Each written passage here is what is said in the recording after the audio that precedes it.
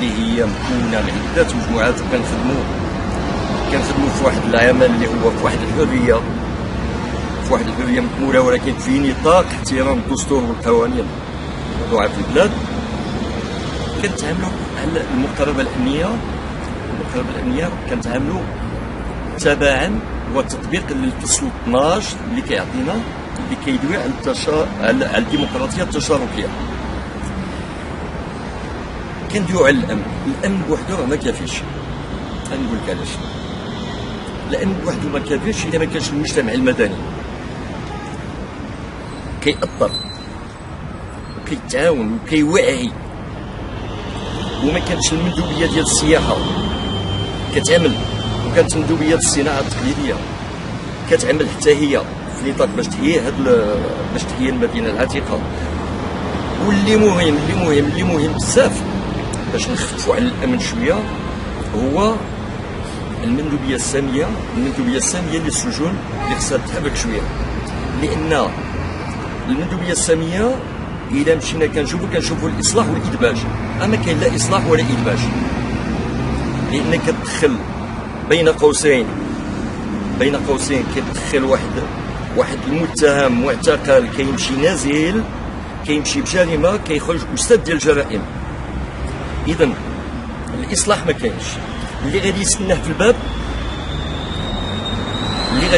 الباب باش يندمجوا في هذا المجتمع ما كاينش.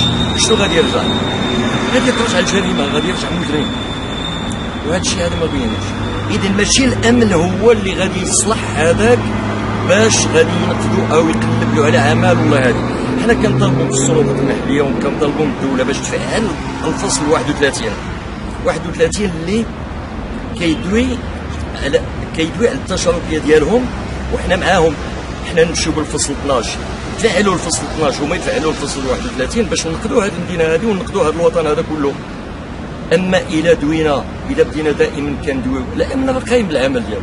حنا دابا كنتواجدوا فين؟ كنتواجدوا في كوتيل، يمكن لك تسالى فيها كي بغيتي. من هذا المنبر انايا كنوه السيد فؤاد الرودي اللي هو رئيس المنطقه الثانيه على العمل الجبار اللي كيقوم به هنايا، وحنا كنشوفوا على ان هذه الدنيا هذه مامنه.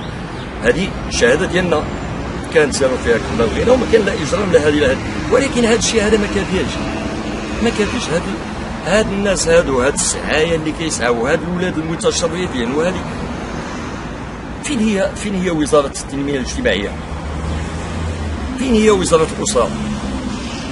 فين هما المنظمات ديال الطفولات؟